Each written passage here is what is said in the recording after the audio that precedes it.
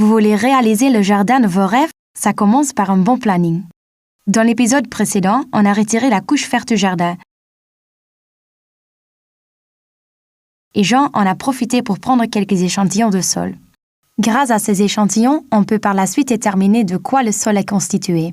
Et on pourra prévoir la plantation en sachant quels sémis pousseront le mieux. Et vous apprendrez aussi si vous devez éventuellement rajouter un peu d'engrais ou, au contraire, éviter certaines substances nutritives déjà trop présentes dans le sol. Avec des extraits tirés du sol à 5 endroits différents, cela suffit.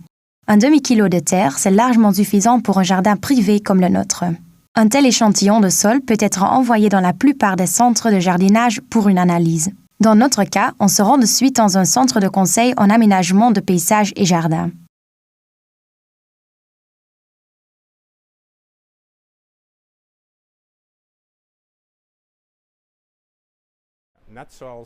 La plante et les végétaux ont besoin de nutriments, de substances nutritives. Ces nutriments ne se retrouvent pas comme cela dans le sol. Vous pouvez fertiliser. Et qu'est-ce qui est alors important? L'azote, le phosphore et le potassium. Leur absorption est déterminée par le taux d'acidité de la terre. Et le taux d'acidité idéal est aussi déterminé par le type de terre que vous avez. Si la terre est sablonneuse ou argileuse, le pH idéal varie. Quand le pH n'est pas idéal, certains nutriments ne peuvent pas être absorbés, ce qui crée un manque chez la plante. Ou inversement, une absorption excessive de certains nutriments provoque l'empoisonnement de votre plante. Maintenant, comment obtenir ce pH idéal? Par exemple, par l'ajout de chaux quand il est trop bas. Votre taux d'acidité ou votre pH augmentera. Dans l'autre cas, une acidification naturelle se perd et vous ne devez rien faire en fait.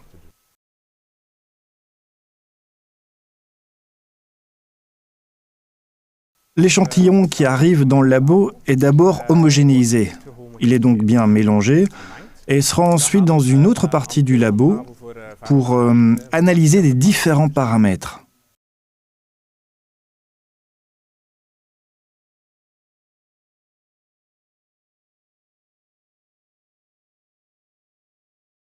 Et au final, nous avons un rapport que nous donnons au client.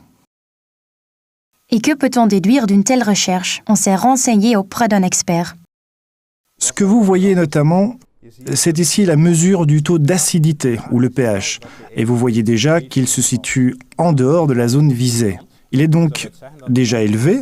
Ceci veut dire que l'agriculteur ne doit absolument pas chauler dans ce cas-ci. Vous le voyez aussi à la teneur en calcium, qui est en fait déjà trop élevée et se situe en dehors de la zone visée. Sur base de ces résultats, nous formulons un conseil. Ici, ceci est donc réparti pour un certain nombre de cultures, comme les haricots verts, la pomme de terre, le poireau. Et vous voyez ici qu'il n'est effectivement pas nécessaire de chauler et que vous devez éviter certaines choses comme l'utilisation d'engrais boraciques. Sur base des résultats, le particulier se fait finalement une idée de l'état du sol en vue d'obtenir un résultat optimal du jardin et de son potager.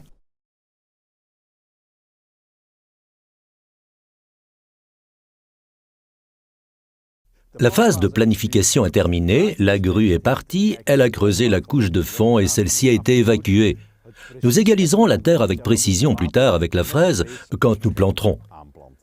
Il est temps maintenant de placer une clôture.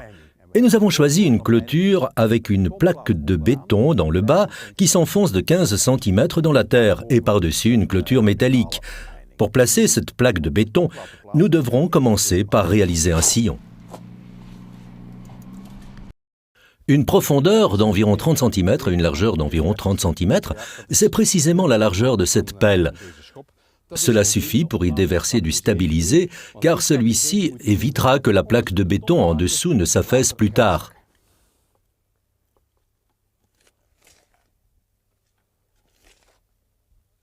Quand vous commanderez votre stabilisé, on vous demandera certainement quel type de stabilisé vous voulez.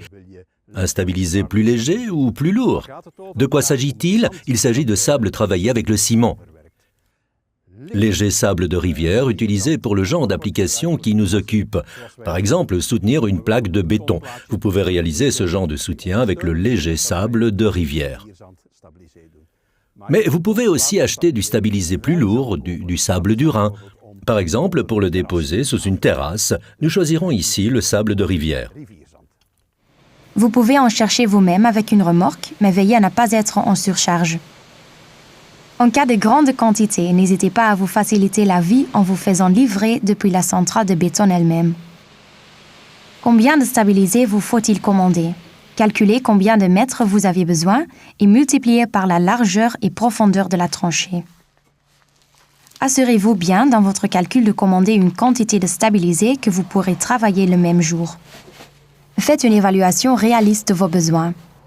Un stabilisé, vous pouvez bien entendu le réaliser vous-même. Comment débuter?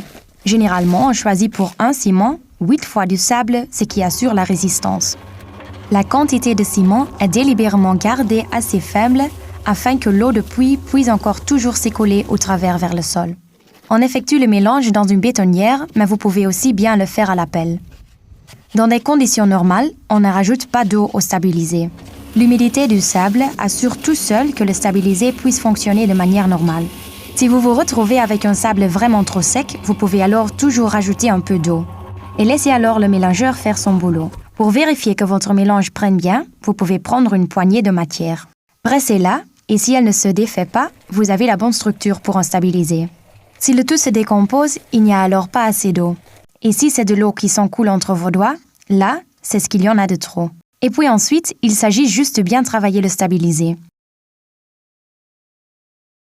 Commander une clôture de jardin, c'est aussi aisé grâce au calculateur que le fournisseur m'a donné sur son site web.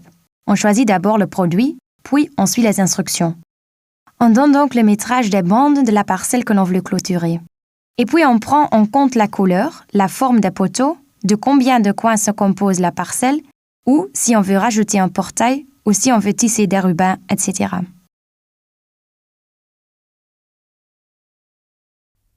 Le choix de clôture est bien entendu très large. Vous pouvez choisir une clôture en bois, mais aussi une clôture en fil métallique, et c'est ce que nous avons choisi. Une construction en fil métallique rigide et solide entre des poteaux métalliques de 2 mètres de haut maximum.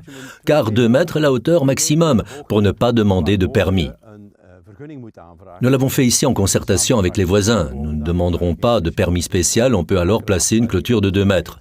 Les voisins désiraient que la clôture soit fermée. Plus tard, nous tresserons donc des bandes plastiques à travers ce fil métallique afin que les personnes du café de cyclistes puissent rester attablées tranquillement sur la terrasse et pour que nous ne soyons pas non plus trop importunés dans le jardin.